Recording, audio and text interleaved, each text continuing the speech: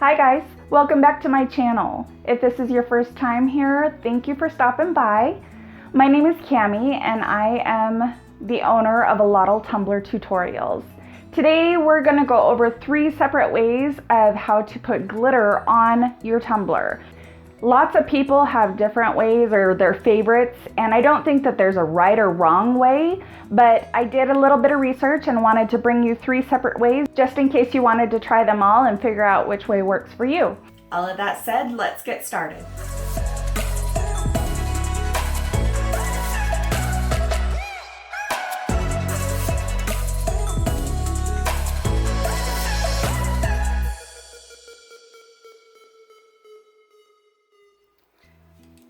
Okay, so here we are. We're going to start with the Mod Podge method, and I've seen quite a few people use this one.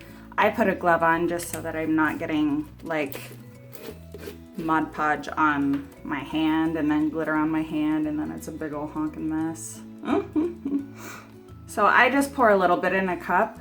I don't like to leave my Mod Podge, my big one, open. And I'm just using this Mod Podge Mat. I got it off of Amazon. I'll leave a link in the description below.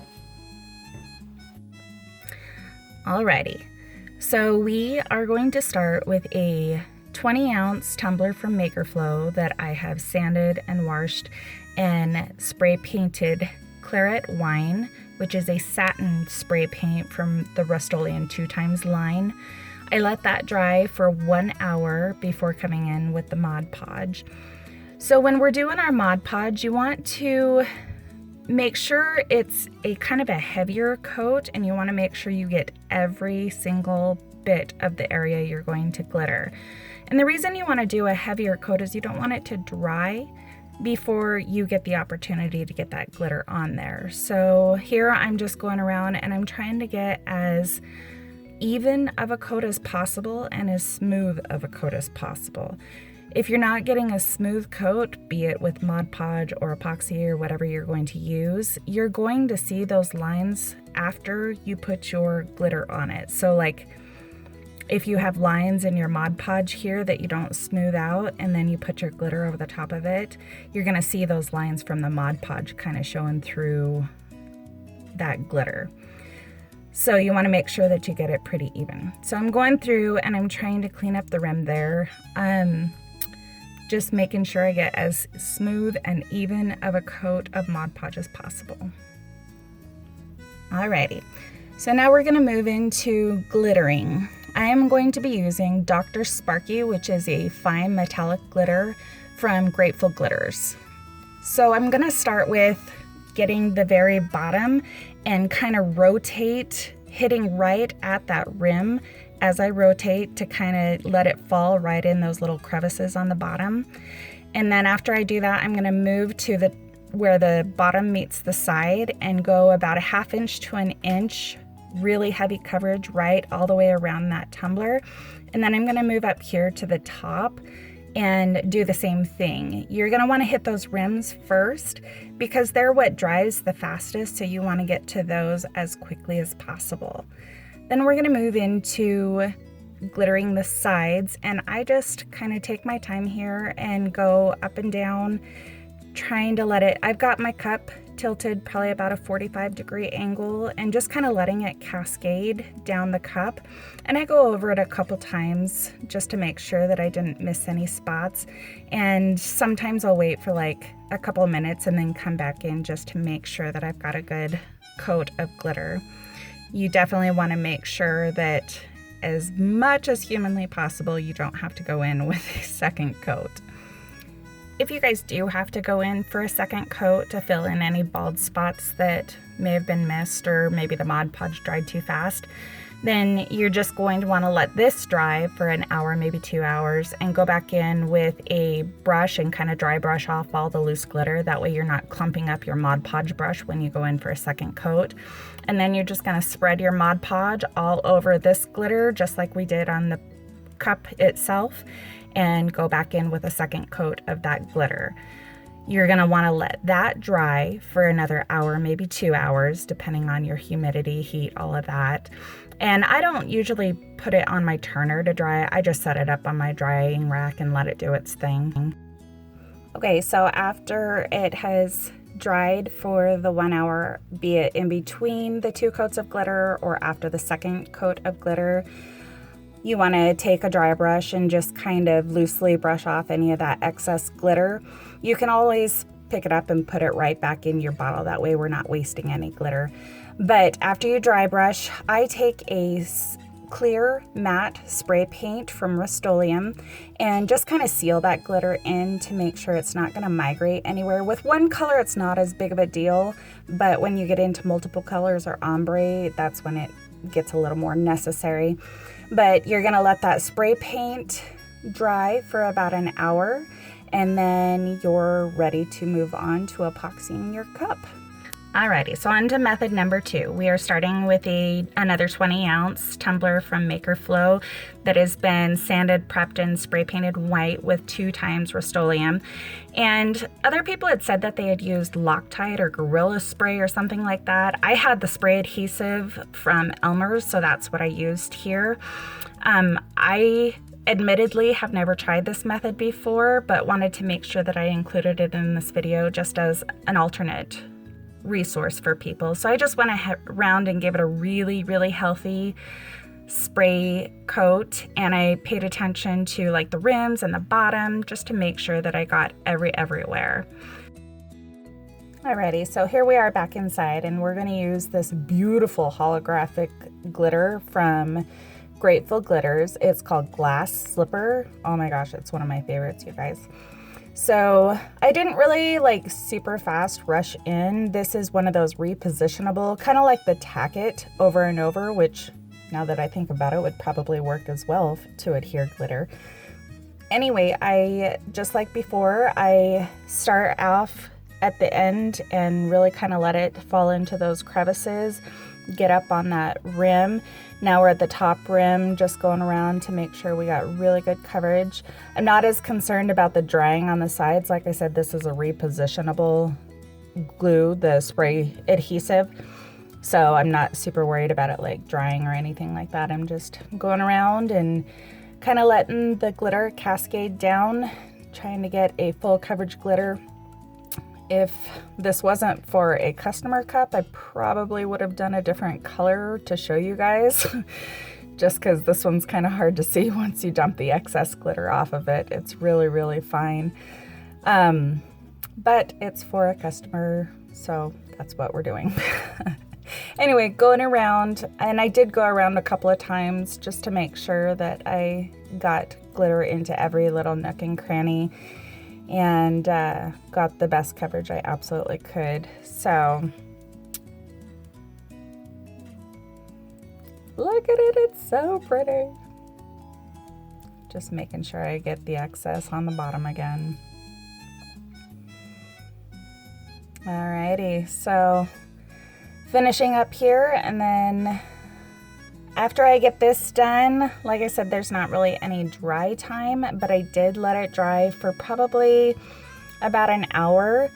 And then I went in and was kind of peeking around to see what needed to be done. I did dry brush it, which actually did brushed quite a bit of the glitter off. So if I were to do this method, I would probably have to do 2, maybe even 3 coats. So like I said, I've never done this method before. This was my first time. I just, after tapping this glitter off, there wasn't very much here anyway. And then when I brushed the excess glitter off, there really wasn't very much. So for me, this one didn't work out, but like I said, I might have missed something in the steps of this, but it is really pretty. Alrighty, on to the next method. I've got my organic vapor respirator on because we're working with epoxy. I've got 2.5 milliliters of part A and 2.5 milliliters of part B. I use DIY epoxy, Artisan Art, and that little thing you saw me pull in from out of screen is a little 3-minute timer, because I need a visual, because I would always get lost in thought whenever I was trying to mix epoxy. Anyway, we're just going to mix very, very well, and scraping the sides and scraping off our stir stick every so often to make sure that everything is very well incorporated and mixed. And I'm not worried about bubbles here so much, because when we're spreading on the epoxy for Epoxy Method, it's going to be a super, super thin layer, which is going to wind up pushing any air bubbles out that's on the cup.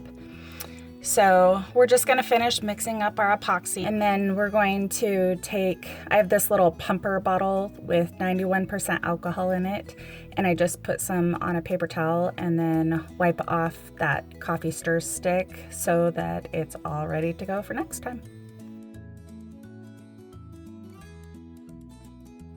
We're starting out with a 32-ounce slim from Maker Flow Crafts that I have already sanded and washed and painted a flat white from the Rust-Oleum 2x line. And we're just taking a little bit of that mixed epoxy and kind of spreading it all over. Like I said, we're going to do a super, super thin layer, guys. The cup should be kind of warm to the touch, so if you need to put it in front of a space heater or maybe a heat gun or something like that, you want it warm but not hot. And we're just going to super, we're like stretching the epoxy out over the cup. It needs to be a super, super thin layer. And just like with the Mod Podge method, we're going to want no streaks. So we're going to go around and try to get as even of coverage, making sure to go from that bottom rim all the way to that top rim, and making sure that there's no streaks whatsoever as best we can. Sometimes if you get a little bit of streaks, if you just set it on your drying rack and let it sit for a couple of minutes, that epoxy will self-level, and sometimes will actually work out those streaks for you. But you want to try to get them as much as you can before you do that. Alrighty, so that is that. Alrighty, so now that we have everything cleaned up, we have our piece of parchment paper down to catch the excess glitter, and we're going to be using Morning Snow from Grateful Glitters, mixed with a little bit of this Opal of My Eye, also from Grateful Glitters. I wanted just kind of a little bit extra shimmer or that pearlescent, and I mixed it up in just a little condiment cup for easier control. So just like with the Mod Podge method, I'm getting right around that rim. Sorry, trying to get a good view for you guys. So just right around that rim, again, kind of rotating that cup around, letting it fall into those crevices. And I'm getting right at the edge of that rim where the bottom meets that side, and then just working my way up onto that bottom edge, just getting a really heavy coat right around that bottom. Epoxy isn't going to dry as fast as your Mod Podge, so you have a lot more work time here. You want to make sure that you're getting everywhere, and again, if I would have been thinking, I would have used a different color to show you guys, sorry. But this is for a customer cup, so trying to kill two birds with one stone. So